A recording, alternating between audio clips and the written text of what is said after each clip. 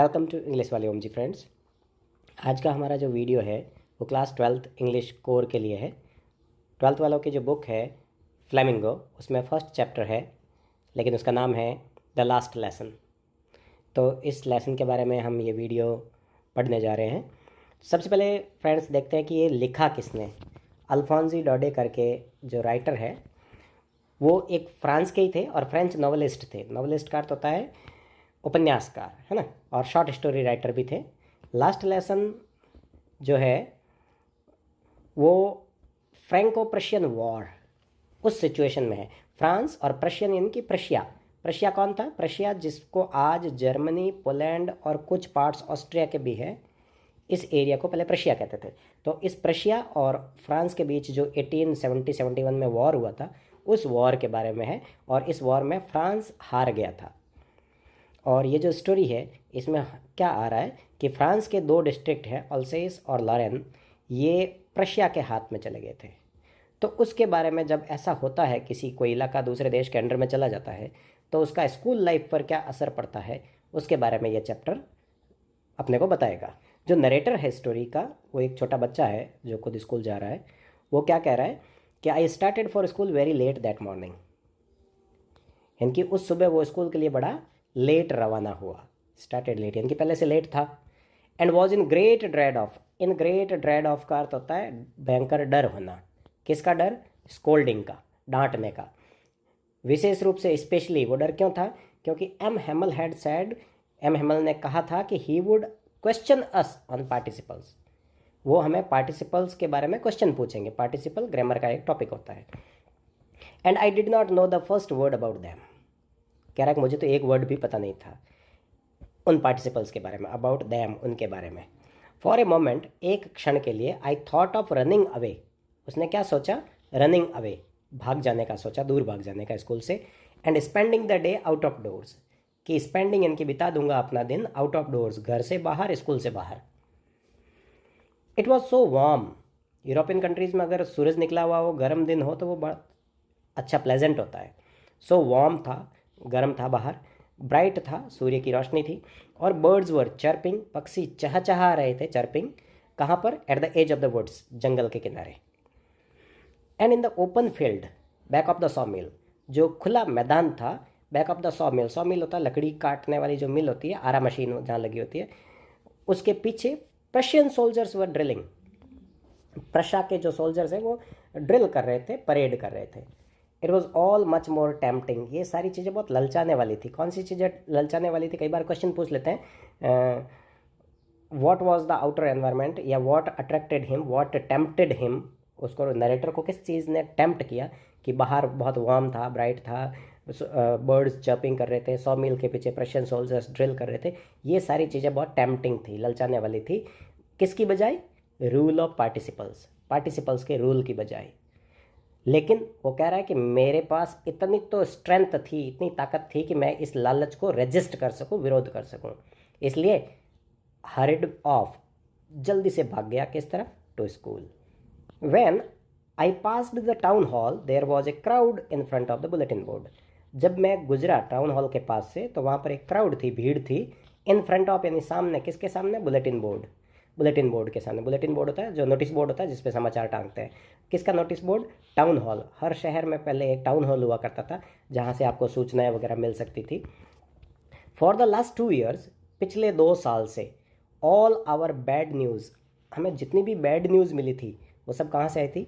Had come from there, वहीं से। वहीं से कहाँ से? टाउन हॉल के बुलेटिन बोर्ड से ही आई थी। किस किस की खबरें थी? बुरी खबरें कौन कौन सी थी? द लास्ट बैटल्स, कि फ्रांस युद्ध हार गया है। ड्राफ्ट, कई बार होता है कि फौज में ज़बरदस्ती भेजने का जो ऑर्डर आता है कि बाई ऑर्डर आपको आर्मी ज्वाइन करना पड़ेगा। इसके अलावा जो कमांडिंग ऑफिसर नया आता था, जो आर्मी जीता हुआ आर्मी का कमांडिंग ऑफिसर, उसके ऑर्डर्स होते थे। तो I thought to myself, मैंने अपने आप मन में क्या सोचा बिना रुके ही, कि what can be the matter now. आज क्या मैटर है यार? कोई युद्ध हार गया और कोई कमांडिंग ऑफिसर का ऑर्डर है, ऐसा कुछ मन में सोचा। Then I hurried by as fast as I could go. Hurried by, पास में से तेजी से गुजर गया, जितना फास्ट मैं जा सकता था, क्योंकि ऑलरेडी लेट था ना। द ब्लैक स्मिथ था, वॉक्टर, जो कि वहीं पर खड़ा था। किसके साथ? अपने अप्रेंटिस के साथ। अप्रेंटिस होता है जो अंडर ट्रेनिंग व्यक्ति होता है जो मिस्त्री के अंडर में काम सीख रहा होता है, उसको अप्रेंटिस कहते हैं। तो अप्रेंटिस के साथ खड़ा था, उस ब्लैक स्मिथ ने, लोहार ने कहा, जो खुद बुलेटिन को पढ़ रहा था, उसने क्या कहा, डोंट गो सो फास्ट बब, बब कहते हैं बच्चे को, बच्चे ज़्यादा मत भागो, you will get to your school, तुम स्कूल पहुंच जाओगे इन प्लेंटी ऑफ टाइम, पर्याप्त समय में, इनकी स्कूल जाने में तुम लेट नहीं होगे। I thought he was making fun of me, मैंने क्या सोचा, आई थॉट इट, मैंने सोचा क्या, he was making fun of me, वो मेरा मजाक उड़ा रहा था क्योंकि पहले से ही लेट था ना वो। एंड रीच्ड, इसलिए उसने कुछ अनसुनी बात कर दी और वो सीधा स्कूल पहुंच गया। M हेमल्स little garden, M Hemal की स्कूल थी जिसको लिटिल गार्डन कहा है, लिटिल गार्डन यहाँ स्कूल के लिए रेफर हो रहा है, एम हेमल का लिटिल गार्डन, वहाँ पहुँच गया, स्कूल का ही नाम था। आउट ऑफ ब्रेथ, हाँपते हुए। यूजुअली, अब देखो कई बार होता है, ये क्वेश्चन भी कई बार आता है, बहुत इंपॉर्टेंट क्वेश्चन है ये भी। एक तो ये ऊपर वाला जो था ना, कौन सा जो हमने पढ़ा था ऊपर यहाँ पर, कि बाहर का एनवायरनमेंट कैसा था, what was the outer environment, तो जो उसको अट्रैक्ट कर रहा था, कौन सी चीज़ जो उसको टेम्प्ट कर रही थी, ये हो गया। तो ये कुछ चीज़ें हैं जो बहुत इम्पॉर्टेंट है कि जब स्कूल शुरू होती थी तो वहाँ पर नॉर्मली कैसा एटमॉस्फेयर होता था। Usually when the school began there was a great bustle, बड़ी चहल पहल होती थी, जो कि it could be heard out in the street, गली में ही सुन सकते थे स्कूल की चहल पहल को। कौन सी आवाज़ें आती थी, opening and closing of desk, desk वो खोलते थे बंद करते थे, बेंच इधर उधर खिसकाने की, लेसन रिपीट करते थे वो यूनिसन, एक स्वर में, यूनिसन एक स्वर में, जोर से आवाज़ में, वेरी लाउड, बड़े ज़ोर से। कई बार तो ऐसा होता था कि our hands over our ears, हमको अपने खुद के, हम चिल्लाते होते थे और हमको अपने खुद के कानों पे हाथ रखना पड़ता था जिससे कि अच्छे से समझ आए कि क्या बोल रहे हैं, क्योंकि चीखते थे तो कुछ समझ में नहीं आता था। एंड द टीचर्स ग्रेट, और क्या चीज़ होती थी सुबह सुबह, टीचर का जो ग्रेट रूलर है, डंडा होता था टीचर का, रैपिंग ऑन द टेबल, वो टेबल पर पटकता रहता था। तो इस तरह की साउंड्स आती थी। लेकिन आज एटमॉस्फेयर कैसा था, कई बार ये भी क्वेश्चन आता है, but now it was also still, आज क्या था, एकदम स्टिल था, शांत था। अब ये कह रहा है कि वो शोर शराबे पर वो लेट आता था ना, उसको बहुत मज़ा आता था कि स्कूल में तो कमोशन होगा, शोर शराबा होगा। आई हैड काउंटेड ऑन, वो भरोसा करता था हमेशा कि स्कूल जाऊंगा तो शोर शराबा ही होगा, कमोशन ही होगा, तो मैं अपनी डेस्क पे पहुंच जाऊंगा विदाउट बीइंग सीन, कोई मुझे दिखेगा नहीं शोर शराबे में। लेकिन दैट डे, उस दिन, everything had to be as quiet as Sunday morning, उस दिन स्कूल में सब कुछ कैसा क्वाइट था, शांत था, जैसा संडे मॉर्निंग को होता है। उसने तो सोचा शोर शराबा होगा, लेकिन उस दिन एकदम संडे मॉर्निंग की तरह शांति थी स्कूल में, क्योंकि संडे को कोई स्कूल जाता ही नहीं। थ्रू द विंडो, तो उसने विंडो से देखा पहले क्लासरूम के अंदर, आई सॉ माई क्लासमेट्स, उसने क्या देखा कि उसके क्लासमेट्स क्या थे, ऑलरेडी इन देयर प्लेसेस, पहले से अपनी सीटों में बैठ चुके थे। So what was the atmosphere that day, उस दिन कैसा एटमॉस्फेयर था और पहले वाले से कैसे डिफरेंट था। पहले तो नॉर्मली ऐसा होता था, हमेशा डेस्क की आवाज़ होती थी, उस दिन पहले से सब शांत था, सब बच्चे पहले से बैठ चुके थे। M Hamel walking up and down, class में आगे पीछे वॉक कर रहे थे एम हेमल, और उनके पास टेरिबल आयरन रूलर था, लोहे का डंडा जो था वो अपनी आम बगल में दबाया हुआ था। अब ऐसा कोई सिचुएशन हो, सब तरफ शांति है, आपकी क्लास में टीचर ऑलरेडी आ चुके हैं ना, आपको जाना पड़े, तो ये कह रहा है कि I had to open the door, मुझे दरवाज़ा खोलना पड़ा। गो इन, अंदर जाना पड़ा, बिफोर एवरीबडी, सबकी आंखों के सामने, सबके सामने, बिफोर यानी सामने। यू कैन इमेजिन, आप कल्पना कर सकते हो कि हाउ आई ब्लस्ड, मुझे कितना ब्लश होना पड़ा, कितना शर्मिंदा हुआ, चेहरा लाल हो गया। एंड आई हाउ फ्राइटेंड, कितना डर लगा, कितना भयभीत आई वॉज, मैं कितना फ्राइटेंड था। बट नथिंग हैपेंड, उसने सोचा आज तो डंडे पड़ेंगे, लेकिन कुछ नहीं हुआ, nothing happened. M Hamel saw me, M Hamel ने मुझे देखा और क्या कहा, वेरी काइंडली, बड़े दयालुता से कहा कि go to your place quickly, अपनी सीट पर जाओ जल्दी से, क्विकली, जल्दी से, लिटिल फ्रेंच। अब हमें पता चला जो स्टोरी बताने वाला बच्चा है, नरेटर है, उसका नाम क्या है, फ्रेंच, लिटिल फ्रेंच। तो टीचर ने कहा कि अपनी सीट पे जाओ French, we were beginning without you, हम तो तुम्हारे बिना ही शुरू करने वाले थे क्लास, बस थोड़ी देर वेट कर रहे थे। So I jumped over the bench, मैं फटाफट अपनी बेंच पे गया। जंप्ड का मतलब ऐसा नहीं कि ऊपर से कूद के चला गया, फटाफट गया, and set down at my desk, desk पे जाके बैठ गया। Not till then when I had got a little over my fright did I see, तो ये कह रहा है नॉट टिल देन, तब तक मैंने नहीं, डिड आई सी, देखा, मैंने तब तक नहीं देखा। कब तक? जब तक कि मैं अपने डर पे थोड़ी बहुत विजय नहीं पा सका। इनकी जब तक मेरा डर थोड़ा कम नहीं हुआ तब तक मैं इस चीज़ को देख ही नहीं पाया कि हमारे टीचर ने तो उसकी ब्यूटीफुल ग्रीन कोट पहन रखा है आज, और क्या पहन रखा है, हिज फ्रिल्ड, फ्रिल्ड कहते हैं जो ऊपर झालर लगी हो, है ना, फ्रिल्ड शर्ट। टीचर ने ग्रीन, उसके साथ ग्रीन कोट के साथ फ्रिल्ड शर्ट पहन रखा था, और साथ में क्या था, लिटिल ब्लैक सिल्क कैप, रेशम की टोपी ब्लैक कलर की, सब चीज़ एम्ब्रॉयडर्ड थी, कशीदाकारी की हुई थी। और ये चीज़ें वो कभी नहीं पहनता था, ही नेवर वोर, कभी नहीं पहनते थे, एक्सेप्ट कौन कौन से दिन में पहनते थे, सिर्फ प्राइज इंस्पेक्शन डे और प्राइज डे। जिस दिन स्कूल का इंस्पेक्शन होगा, कोई बाहर से चेक करना है स्कूल, या फिर जिस दिन प्राइज डिस्ट्रीब्यूशन डे होता है उस दिन पहनते थे, लेकिन आज पहन रखी थी। बिसाइड्स, अच्छा और कैसे एनवायरनमेंट अलग था, अभी भी वो आंसर चल रहा है कि उस दिन स्कूल का एनवायरनमेंट कैसे डिफरेंट था। पहली चीज़ तो हमने देखी कि सब बच्चे एकदम चुपचाप बैठ गए थे, जबकि हमेशा नहीं बैठते थे। टीचर की ड्रेस डिफरेंट थी। तीसरी बात कौन सी डिफरेंट थी, the whole school seemed so strange and solemn, पूरी स्कूल बड़ी अजीब लग रही थी, पूरी सोलम, सोलम यानी सीरियस लग रही थी, ऐसा लग रहा था स्कूल में कुछ कोई सीरियस मैटर है। But the thing that surprised me the most was, लेकिन सबसे सरप्राइजिंग चीज़ अभी भी कौन सी थी पता है, वो थी ऑन द बैक बेंचेस, जो हमेशा एम्प्टी रहती थी, खाली रहती थी, आज क्या थे, विलेज पीपल सिटिंग क्वाइटली, गांव के लोग चुपचाप बैठे हुए थे, लाइक आरसेल्व्स, हम बच्चों की तरह। कौन कौन थे गांव के लोग, ओल्ड हाउसर जिसने 3 कॉर्नर्ड हैट पहन रखी थी, ये गांव का एक आदमी था, और फॉर्मर मेयर, भूतपूर्व मेयर था गांव का, मेयर जैसे सिटी का हेड होता है ना, तो वैसे ही उस इलाके का हेड रहा होगा पहले कोई, और फॉर्मर पोस्ट मास्टर था, भूतपूर्व पोस्ट मास्टर, और भी बहुत से थे इनके अलावा। ये तो कुछ खास खास नाम थे, बिसाइड्स इनके अतिरिक्त सेवरल अदर्स, और भी कई थे। एवरीबडी लुक्ड सैड, और सब में एक बात कॉमन क्या थी, सब लोग दुखी थे। Hauser had brought an old primer, Hauser अपने साथ क्या लेके आया था, प्राइमरी की एक बुक लेके आया था, पहली क्लास की प्राइमर बुक, जिसमें आपको अल्फ़ाबेट सिखाते हैं, जो कि थम्ब्ड एट द एजेस, कॉर्नर्स पर उसमें कॉर्नर मुड़े हुए थे उसके, and he held it open, उसने वो बुक खुली करके रखी हुई थी अपने घुटनों पर, नीज पर, और उसके जो खुद के बड़े से चश्मे थे वो उन पेजों के बीच में, पेजेस के बीच में रख रखे थे उसने। ये एनवायरनमेंट था जो कि हमेशा से डिफरेंट था। अब ये कह रहा है कि while I was wondering about it all, कि मैं इन सब के बारे में वंडर कर रहा था कि आज ऐसा क्या है, क्या है, मुझे कुछ पता नहीं चल रहा। M Hamel mounted his chair, अपनी चेयर पे चढ़े, चेयर पे बैठे, सम वही same grave and gentle tone, वही गंभीर आवाज़, ग्रेव यानी गंभीर लेकिन जेंटल, एकदम अच्छी सी आवाज़ में उन्होंने कहा, जो उसने मुझे जिस आवाज़ से कहा था कि लिटिल फ्रेंड्स अपनी सीट पे चले जाओ, ऐसी प्यारी सी टोन में कहा था, तो उसने अब वापस कहा, वापस बोलना शुरू किया। क्या बोला, my children this is the last lesson I shell give you. ये अनाउंसमेंट है जो एम हेमल कर रहे हैं कि ये मेरा लास्ट लेसन है। Order has come from Berlin, Germany की राजधानी, प्रशिया की जो कैपिटल थी बर्लिन, कि वहाँ से ऑर्डर आ गया है टू टीच ओनली जर्मन, कि सिर्फ जर्मन पढ़ाई जाएगी अल्सेस और लॉरेन की स्कूलों में। अल्सेस और लॉरेन वो 2 डिस्ट्रिक्ट थे फ्रांस के जो प्रशिया ने जीत लिए थे, तो जो इलाका उन्होंने जीत लिया वहाँ पर कहा कि हम सिर्फ जर्मन ही पढ़ाएंगे।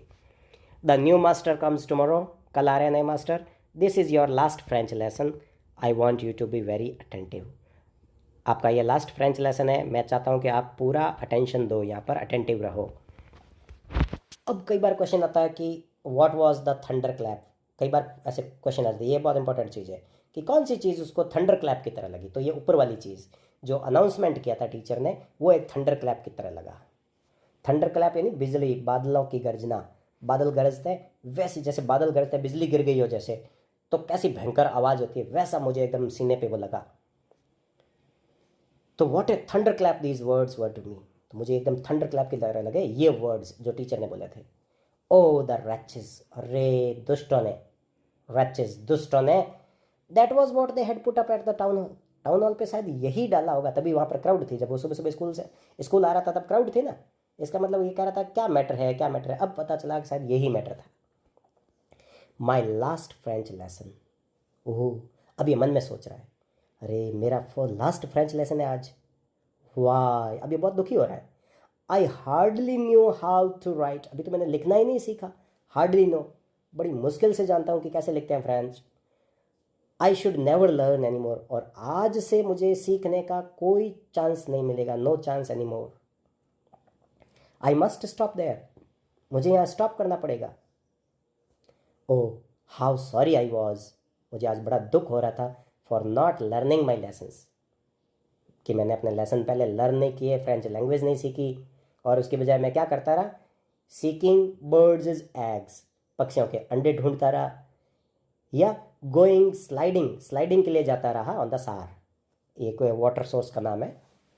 My books that had seemed such a nuisance, मेरी बुक्स जो मुझे सीम्ड लगती थी एक परेशानी का कारण, न्यूसेंस प्रॉब्लम जैसी लगती थी थोड़ी देर पहले ही, और बहुत भारी लगती थी, कैसे कैरी करूँ इतनी भारी भारी बुक्स को।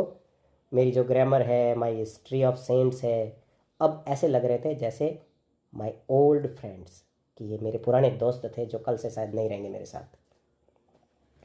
That I couldn't give up, कि ऐसी पुरानी दोस्ती को मैं कैसे गिव अप कर सकता हूँ, कैसे त्याग सकता हूँ, छोड़ सकता हूँ।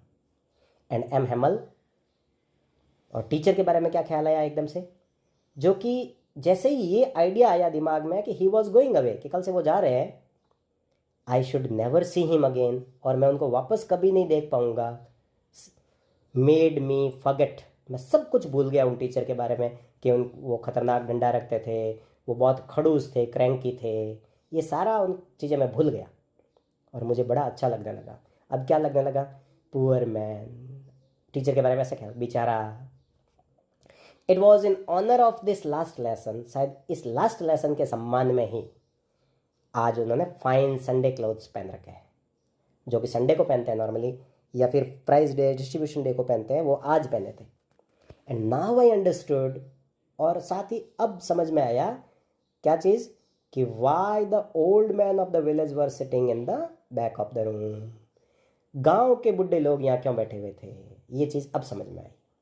Back of the room, room के पीछे की तरफ, आगे तो बच्चे बैठे थे, पीछे ये बैठे थे। It was because they were sorry too, गांव के लोग भी बड़े दुखी थे, किस बात के लिए, that they had not gone to school any more, school more, कि उन्होंने ज़्यादा स्कूल अटेंड नहीं किया था, ज़्यादा फ्रेंच लैंग्वेज का ज्ञान उन्होंने नहीं लिया था। It was their way of thanking our master for his 40 years of faithful service, ये उनका देयर वे, उनका तरीका था थैंक्स कहने का हमारे मास्टर को, अपनी 40 ईयर की फेथफुल सर्विस के लिए, विश्वास है ना, उन्होंने इतनी 40 ईयर की डिवोटेड सर्विस किया, फेथफुल सर्विस किया, तो उसके लिए वो रिस्पेक्ट देने आए थे, showing there respect for the country. सिर्फ उनको थैंक्स कहने के लिए नहीं आए थे, वो कंट्री को रिस्पेक्ट देना चाहते थे। That was there is no more, आज से वो कंट्री उनका नहीं रहा।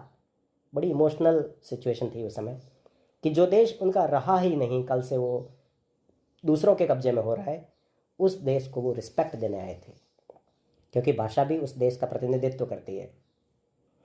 While I was thinking of all this, I heard my name called, ये कह रहा मैं ये सब सोच रहा था, मेरा देश, मेरी भाषा, ये सब, तभी मैंने अपना नाम सुना, किसी ने मेरा नाम पुकारा। It was my turn to recite, अब बोलने की बारी मेरी थी। मुझे कहा कि आप रिसाइट करो। रिसाइट करना किसी, वैसे कोई कविता वगैरह जिस तरीके से गाते हैं ना, उसको रिसाइट करना कहते हैं, लेकिन कोई चीज़ आप याद करके बोलते हो तो उसको भी रिसाइट करना ही कहते हैं। What would I not have given to be able to say that dreadful rule for the participle all through, ये कह रहा है कि जिस पार्टिसिपल के रूल में मुझे कोई ज़्यादा परेशानी नहीं होनी चाहिए थी, मैं उसको बड़ा वेरी लाउड एंड क्लियर बोल सकता था विदाउट वन मिस्टेक, लेकिन but I got mixed up on the first words and stood there, पहले ही शब्द में मैं कंफ्यूज हो गया, मिक्सअप हो गया और खड़ा रहा, holding on to my desk, अपने डेस्क को पकड़े हुए, हार्ट बीट हो रही थी, और नॉट डेयरिंग, डेयरिंग यानी हिम्मत नहीं हो रही थी ऊपर देखने की, lookup. I heard M Hemal से टू मी, मैंने एम हेमल को कहते हुए सुना। आई हर्ड एम हेमल, मैंने एम हेमल को कहते हुए सुना। I won't scold you little French, little French, मैं तुमको नहीं डांटूंगा, will not scold you, won't यानी will not scold you French, you must feel bad enough, आपको पहले से ही बैड फील हो रहा होगा। सी हाउ इट इज़, देखो कैसा हो रहा है। Every day we have said to ourselves, हमेशा हम क्या कहते रहते हैं, bah I have plenty of time, मेरे पास प्लेंटी ऑफ टाइम है, खूब सारा टाइम है। आई विल लर्न, मैं सीख लूँगा टुमारो, हम ऐसा कहते रहते हैं। And now you see where we have come out, हम कहाँ पहुँच गए। That is the great trouble with Alsace, Alsace के लोगों के साथ यही तो परेशानी है। कौन सी परेशानी है? She puts of learning till tomorrow, कि लर्निंग को कल पर डालते रहता है, कल कर लेंगे, परसों कर लेंगे, ऐसा। नाउ दोज फेलोज कौन है, किसके लिए रेफर हो रहा है? वो जो प्रशियंस आएंगे वो क्या कहेंगे? They will have the right to say, वो उनके पास ये कहने का अधिकार होगा। क्या अधिकार होगा? कि हाउ इज इट, कि ये क्या हो रहा है। You pretend to be Frenchman, आप अपने आप को कहते हो कि हम तो फ्रेंच हैं, और yet you neither speak nor write your language own language, आप अपनी खुद की लैंग्वेज बोल नहीं सकते, लिख नहीं सकते, आप कहाँ के फ्रेंचमैन हो गए। ये वो राइट के साथ कहेंगे, they will have this right to say. लेकिन फिर वो कह रहा है, टीचर कह रहा है, but you are not the worst, तुम भी सबसे बुरे नहीं हो French. We have all a great deal to reproach ourselves with, हम सबको अपने आप को डांटने के खूब सारे कारण हैं, हम सबको अपने आप को डांटना चाहिए। तो अब ये 3 लोगों की रिस्पॉन्सिबिलिटी बता रहा है कि उस आपको वो जो फ्रेंच लैंग्वेज का नॉलेज नहीं है उसके लिए कौन कौन रिस्पॉन्सिबल है। तो वो रिस्पॉन्सिबल बता रहा है, एक तो पहला तो है योर पेरेंट्स, आपके पेरेंट्स जिम्मेदार हैं, जो कि उन्होंने कभी एंक्सेस रही नहीं, चिंता ही नहीं की कि हैव यू लर्न, कि आप एनफ पर्याप्त लर्न कर सको। वो क्या प्रीफर करते थे आपके पेरेंट्स? वो प्रीफर करते थे to put you to work, कि आपको काम में लगा दे। कहाँ पर काम में लगा सकते थे? फार्म में, खेत में, या फिर मील्स में, कोई फैक्ट्री में काम में लगा देते थे, जिससे कि have a little more money, थोड़ा पैसा कमा सके। एंड आई, अब वो कह रहा है कि मैं खुद क्यों जिम्मेदार हूँ। कई बार क्वेश्चन पूछ लेता है कि वो उसने अपने आप को जिम्मेदार क्यों बताया। तो I have been to blame also, मुझे भी ब्लेम किया जा सकता है। तो उसका क्या ब्लेम था, उसको कैसे ब्लेम कर सकते हो? तो वो पूछ रहा है, उनको कह रहा है कि have I not often sent you to water my flowers, क्या मैंने तुमको कई बार फ्लावर्स को पानी देने नहीं भेज दिया? Instead of learning your lesson, इसकी बजाय कि मैं कहूँ कि अपना लेसन लर्न करो, इसकी बजाय मैं तुम्हें कह देता हूँ बैठे हो, जाओ पानी पिलाओ पौधों को। ऐसा कई बार नहीं कहा क्या मैंने? And when I wanted to go fishing, ये कह रहा कई बार मुझे जब फिश पकड़ने जाना था, फिशिंग के लिए जाना था, तो did I not just give you a holiday, क्या मैंने तुम्हारी छुट्टी नहीं कर दी?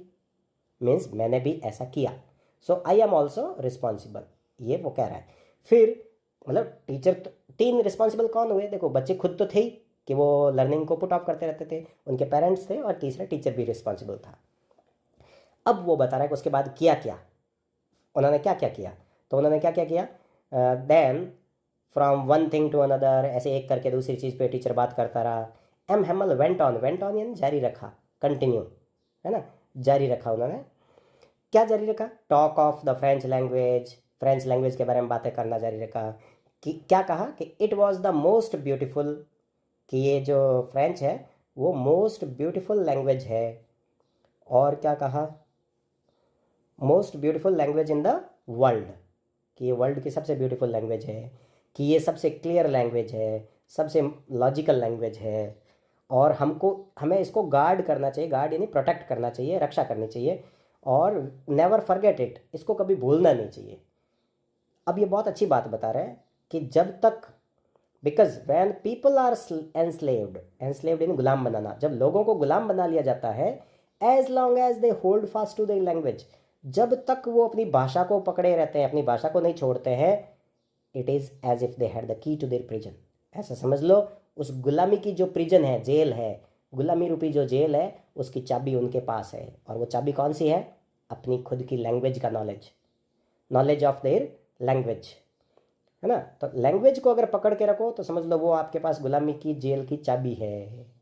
Then he opened a grammar, फिर टीचर ने पढ़ाना शुरू किया, ग्रामर पढ़ाया, हमारा लेसन पढ़ा। और ये कह रहा है कि उस दिन जब टीचर ने पढ़ाया ना, आई वॉज अमेज्ड, सरप्राइज हो गया कि हाउ वेल आई अंडरस्टूड, कितना अच्छी तरीके से, कितना अच्छी तरीके से समझ में आया। जो भी टीचर ने कहा वो कैसा लगता था? It seemed so easy, so easy. और ये करेक्ट, मैं सोचता हूँ कि I had never listen so carefully, आज से पहले कभी इतना ध्यान से सुना भी नहीं था। और टीचर ने भी he had never explained everything with so much patience. इतने पेशेंस के साथ, इतने धीरज धैर्य के साथ टीचर ने भी कभी पहले एक्सप्लेन नहीं किया था। It seemed almost as if the poor man wanted, it seemed ऐसा लगता था कि जो बेचारा टीचर है, he wanted to give us, हमको दे देना चाहता था, ऑल ही न्यू, वो सब कुछ जो जानता था, सब चीज़ हमको सिखा देना चाहता थे, बिफोर गोइंग अवे, वहाँ से जाने से पहले पहले, and to put it into our heads, सब चीज़ हमारे दिमाग में घुसा देना चाहते थे, एट वन स्ट्रोक यानी एक ही झटके में। सो ये चीज़ सब हुआ। उसके बाद उन्होंने क्या क्या पढ़ा? आफ्टर द ग्रामर, पहले ग्रामर था, उसके बाद एक लेसन करवाया राइटिंग में, राइटिंग का लेसन हुआ। एम हेमल ने नई कॉपीज़ लेके आए थे हमारे सब के लिए, जिसमें ब्यूटीफुल हैंड राइटिंग में क्या लिखा हुआ था, written in beautiful hand, France Alsace ये लिखा हुआ था उन पर। और वो जो छोटी छोटी कॉपियाँ हैं, नोटबुक्स है, they looked like little flags, ऐसा लग रहा था जैसे वो छोटे झंडे हैं। Floating everywhere in the school room, पूरे रूम में ऐसे फ्लोट कर रही थी, जैसे मान लो तैर रही हो, उड़ रही हो। Hung from the rod at the top of our desk, हमारी डेस्क के ऊपर वो टंगी हुई थी एक रॉड से। You ought to have seen how everyone set to work, आप देखो, आप समझ पा रहे होंगे कि सब कैसे काम पे लग गए, एवरीवन सेट टू वर्क, और कितना शांत था, how quiet it was. The only sound was, कौन सी आवाज़ आ रही थी? Scratching of pens over paper, paper पर पेन स्क्रैच करने की आवाज़ आ रही थी, बस पेन चल रहा था पेपर पे, बस ये आवाज़ आ रही थी। वंस सम बीटल्स फ्लू इन, उड़ करके कुछ बीटल्स अंदर आ गए, लेकिन किसी ने उन पर ध्यान नहीं दिया, nobody paid any attention, not even the littlest ones, छोटे छोटे बच्चों ने भी उन बीटल्स की तरफ ध्यान नहीं दिया। और वो छोटे छोटे बच्चे नॉर्मली क्या करते थे, उनको बीटल्स को ट्रेस करते रहते थे, उनको फिश हुक्स को, कि उनके फिश हुक्स कैसे हैं, उन पर पूरा ध्यान उनका उन पे रहता था, लेकिन आज वो उनको कोई ध्यान नहीं दे रहे थे। As if that was French too, हमेशा तो ऐसे वो उन पे ध्यान देते थे जैसे वो उनके जो फिश हुक्स है वो भी कोई फ्रेंच हो, तो जैसे फ्रेंच चीज़ से प्यार करते हैं वैसे वो उनके फिश हुक्स से प्यार करते थे, लेकिन आज उनका ध्यान उस तरफ नहीं था। ऑन द रूफ, छत पे क्या हो रहा था? पिजन्स कूड वेरी लो, धीमी आवाज़ में कबूतर कू कू कर रहे थे, आवाज़ कर रहे थे। And I thought to myself, तो ये कह रहा है कि मैंने सोचा कि will they make them sing in German even the pigeons, कि हमसे तो ये जर्मन में बुलवा लेंगे, ज़बरदस्ती हमको जर्मन सिखा देंगे, क्या पिजन्स को भी जर्मन में कू करवाएंगे? अब ये पिजन्स की भी आवाज़, लैंग्वेज चेंज करेंगे ये, मतलब वो बहुत गुस्से में था ऐसे। When ever I looked up from my writing, तो ये कह रहा है कि वेन एवर, जब भी मैं अपने राइटिंग से ऊपर देखता था, थोड़ी थोड़ी देर में टीचर के चेहरे की तरफ देखता, तो क्या देखा? I saw M Hamel sitting motionless, बिल्कुल बिना हिले डुले, मोशनलेस, बिना हिले डुले वो बैठे हुए थे अपनी चेयर में, और गेज कर रहे थे, घूर घूर के देख रहे थे। कहाँ पर? कभी एक चीज़ को, कभी दूसरी चीज़ को, कमरे में जो चीज़ें थी। एज इफ करता था जैसे मानो he wanted to fix in his mind, अपने माइंड में सब कुछ फिक्स करना चाहते थे उस सीन को, कि how everything looked in that little school room, कि इस छोटे से स्कूल के कमरे में सब चीज़ें कैसे दिखती थी, वो उनको फिक्स कर देना चाहते थे। फैंसी, बड़े आश्चर्य की बात है, fancy. For 40 years he had been there in the same place, 40 साल से उसी स्कूल में थे, विद इज गार्डन आउटसाइड, बाहर उनका गार्डन था, आउटसाइड द विंडो, विंडो के बाहर, और उसकी क्लास उनके सामने थी, टीचर के सामने ही, 40 साल से यही सीन था। फिर भी जस्ट लाइक दैट, मतलब बिल्कुल वैसा ही सीन था, सिर्फ चेंज क्या आया था 40 साल में? जो डेस्क है, बेंचेज है, वो घिस करके, वॉर्न होकर के स्मूथ हो गई थी, चिकनी हो गई थी।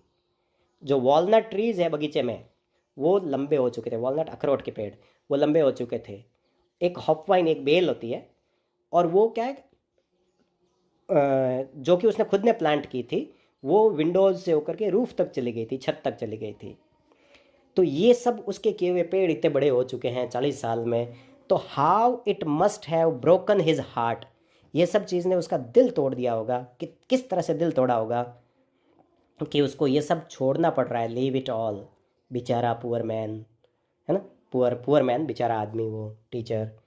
To hear his sister moving about in the room above, उनकी सिस्टर ऊपर, उस क्लासरूम के ऊपर जो रूम था जिसमें वो रहते थे, उसी में उनकी सिस्टर बैठी हुई थी, पैकिंग देयर ट्रंक्स, उनके जो बैग वगैरह पैक कर रही थी। क्यों? फॉर का यहाँ अर्थ है बिकॉज, क्योंकि they must leave the country next day, अगले दिन उनको वो देश छोड़ के जाना था। But he had the courage, teacher के अंदर लास्ट मोमेंट तक करेज थी, हिम्मत थी, to hear every lesson to the last, कि हर चीज़ को वो लास्ट तक उसने पूरा किया। बच्चे जो बोल रहे थे सुना, खुद पूरा पढ़ाया, लास्ट मोमेंट तक वो करते रहे। आफ्टर द राइटिंग के बाद देखो, पहले ग्रामर था, फिर राइटिंग था, फिर we had a lesson in history में लेसन हुआ। फिर बेबीज़ ने चेंट किया, छोटे बच्चों का जो चेंटिंग होता है ना, जैसे अल्फ़ाबेट बोलते हैं ज़ोर से, पहाड़े टेबल्स बोलते हैं, तो इस तरह से वो छोटे बच्चों ने चेंटिंग किया, बा बे बी बो बू, ये सारा है ना। तो down there at the back of the room, कमरे के पीछे क्या हो रहा था, बैक साइड में ओल्ड हॉजर है, उन्होंने अपने स्पेक्स पहन लिए थे, चश्मे पहन लिए थे, और अपने दोनों हाथों में प्राइमर को पकड़ के क्या कर रहे थे, spelled the letters with them. बच्चों के साथ साथ वो भी स्पेल कर रहे थे, लेटर्स की स्पेलिंग बोल रहे थे। यू कुड सी दैट, आप देख सकते हो, मीन्स हम उसको जब देखा तो हमने क्या पाया, ही वॉज क्राइंग, रो रहा था स्पेलिंग बोलते बोलते। हिज वॉइस ट्रैम्बल्ड, आवाज़ कांप रही थी इमोशन के साथ। And it was so funny to hear him, उसको सुन करके हमको बड़ा फनी लग रहा था कि हम एक तरफ हंसी भी आ रही थी और दूसरा रोना भी आ रहा था। How well I remember it, that last lesson, उस लास्ट लेसन को मैं कितना अच्छे से याद है मुझे वो। All at once the church clock struck 12, तभी अचानक क्या हुआ, चर्च की घड़ी, जो घड़ी में पहले जो घंटा घर में जैसे आवाज़ें आती है ना ज़ोर ज़ोर से, वैसे चर्च में घड़ी थी, उसमें 12 बज गए, 12 घंटियाँ बजी ज़ोर से, स्ट्रक 12, 12 बार उस घंटी बजी। देन एंजलस हुई, प्रार्थना हुई, चर्च में जो दोपहर की प्रार्थना को एंजलस कहते हैं। उसी मोमेंट ट्रम्पेट्स की आवाज़ आने लगी। ट्रम्पेट्स होते हैं, एक म्यूजिकल इंस्ट्रूमेंट होता है, वो जो प्रशियन परेड करके रिटर्निंग फ्रॉम ड्रिल से लौट रहे थे, वो ट्रम्पेट्स बजा रहे थे। साउंडेड अंडर आवर विंडोज़, हमारे विंडोज़ के नीचे वो आवाज़ें आ रही थी। एम हेमल स्टूड अप, तो जो टीचर एकदम खड़े हुए, एकदम पेल पड़ चुका था, उनका चेहरा पीला पड़ चुका था, तो अपनी चेयर से खड़े होकर क्या बोले, I never saw him look so tall. जब खड़े हुए तो देखा कि उनको बहुत टॉल लग रहा था। अब हाउ, क्या टीचर की लंबाई बढ़ गई थी, कैसे लंबा लग रहा था, तो इसका मतलब टीचर के प्रति उसका रिस्पेक्ट बढ़ गया था। अब उनको वो बहुत बड़ा आदमी लग रहा था, जो इतना बड़ा पैट्रियट था, देशभक्त था, जिसको अपनी लैंग्वेज से इतना लव था, जिसने इतना फेथफुली 40 साल तक पढ़ाया था, तो वो टीचर उसकी नज़रों में लंबा हो गया, ना कि रियली फिजिकली लंबा हुआ, है ना। सो माई फ्रेंड्स, टीचर ने ये कहना शुरू किया, माई फ्रेंड्स, उन्होंने कहा आई ऐसा कुछ बोलना चाहा, but something choked him, choked यानी गला भर गया, किसी चीज़ से उनका गला भर गया इमोशंस की वजह से। And he could not go on यानी जारी रखना, कंटिन्यू करना, वो कंटिन्यू नहीं कर सका, बोल ही नहीं सके। तो फिर क्या किया उसने, टीचर ने, he turned to the blackboard की तरफ मुड़ गए, एक चौक का पीस अपने हाथ में लिया, और bearing on with all his might यानी ताकत, अपनी पूरी ताकत से सहन करते हुए, मतलब बड़ा मुश्किल हो रहा था लिखना, लेकिन फिर भी उस दर्द को सहन किया। और बोर्ड पे क्या लिखा, बोर्ड पे ये चीज़ लिखा, वीवे ला फ्रांस, जैसे हम लिखते हैं जय हिंद वंदे मातरम, ऐसे वीवे ला फ्रांस, जैसे फ्रांस की जय हो। देन ही स्टॉप्ड, फिर इतना लिख के रुक गए, वीवे ला फ्रांस ये इतना लिखा, फिर रुक गए, और leaned his head against the wall, lean यानी झुका दिया, अपने सिर को वहीं पर बोर्ड के पास ही सिर पे झुका दिया, सिर को दीवार पे झुका दिया, और विदाउट अ वर्ड, एक शब्द बोले बिना, अपने हैंड से एक जेस्चर किया, इशारा किया हमको, जैसे स्कूल इज़ डिसमिस्ड, स्कूल को डिसमिस किया जाता है, आज से बंद किया जाता है, स्कूल ओवर है, यू मे गो, तुम लोग चले जाओ, हाथ से इशारा किया, यू मे गो। इस तरह से ये जो चैप्टर है, इसका एक बहुत बड़ा ट्रेजिक एंड होता है, दुखद अंत होता है। और ये चैप्टर जो कि वॉर का, वायलेंस का स्कूल लाइफ पर क्या असर पड़ता है उसके बारे में था। ठीक है, तो आपको समझ में आ गया होगा। और फिर अगर आप इसके बारे में कुछ और पूछना चाहते हैं, आप कमेंट्स में लिख सकते हैं, और इसी तरह के और वीडियोस देखने के लिए आप हमारे चैनल पर बने रहिए। अगर आपने अभी तक इस चैनल को सब्सक्राइब नहीं किया तो सब्सक्राइब कर दीजिए, वीडियो को लाइक करके अपने फ्रेंड्स के साथ ज़रूर शेयर कीजिए। मिलते हैं नए वीडियो के साथ।